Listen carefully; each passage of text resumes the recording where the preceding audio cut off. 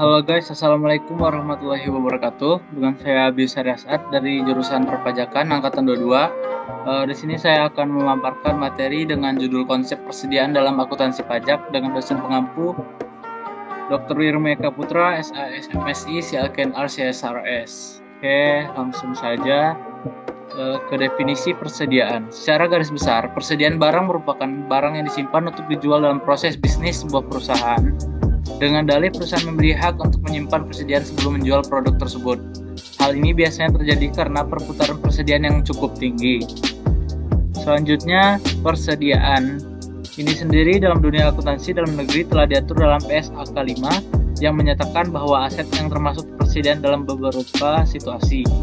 Pertama, persediaan atau barang atau perlengkapan yang dapat digunakan dalam kegiatan operasional pemerintah. Kedua, persediaan atau barang perlengkapan yang digunakan untuk produksi. Ketiga, persediaan barang dalam bentuk produksi, namun untuk dijual atau diserahkan pada masyarakat.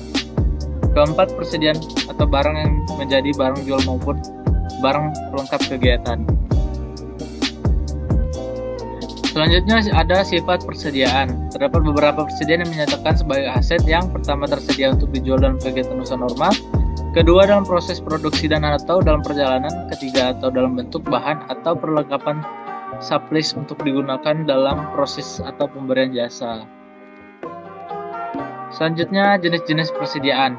Pengadaan barang oleh usaha perdagangan seperti pasar swalayan dan grosir dimaksudkan untuk dijual kembali, sedangkan pengadaan oleh usaha manufaktur dimaksudkan untuk diolah menjadi barang jadi sebelum dijual.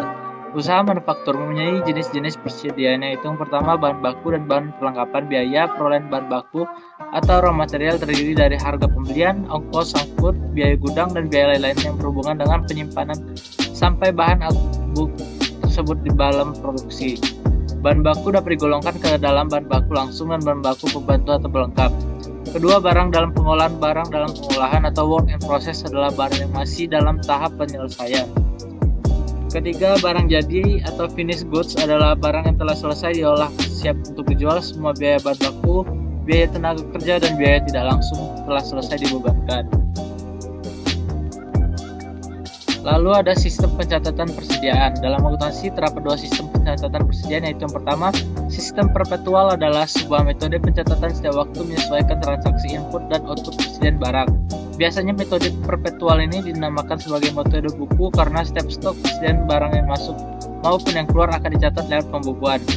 Ketiga, sistem periodik akan mencatat jumlah persediaan barang dengan pada saat akhir periode dengan melakukan perhitungan fisik atau sistem persediaan periodik merupakan pencatatan persediaan barang dagang yang tidak dilakukan secara kontinu.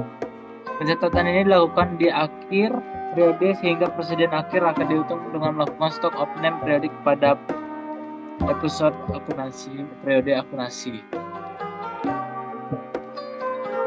Selanjutnya, sistem metode penelitian persediaan berdasarkan pasal 10 ayat 6 Undang-Undang Pajak Penghasilan. Penilaian persediaan barang hanya boleh menggunakan harga perolehan, sedangkan penilaian persediaan barang untuk perhitungan harga pokok hanya boleh dilakukan dengan cara atau metode pencatatan persediaan sebagai berikut. Pertama, metode FIFO atau first in first out. Metode ini mengasumsikan bahwa barang yang dibeli pertama juga dianggap dikeluarkan lebih dahulu. Oleh karena itu, setiap kali transaksi penjualan terjadi, biaya produk yang dijual dievaluasi sesuai dengan barang yang dibeli pertama.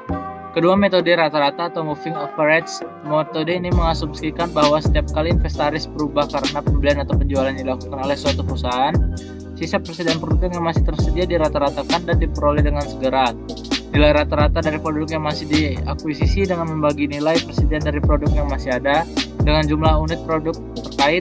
Oleh karena itu, biaya produk yang dijual evaluasi berdasarkan harga rata-rata produk. Oke, baiklah, terima kasih. Itu materi yang saya paparkan. Saya akhiri. Wassalamualaikum warahmatullahi wabarakatuh.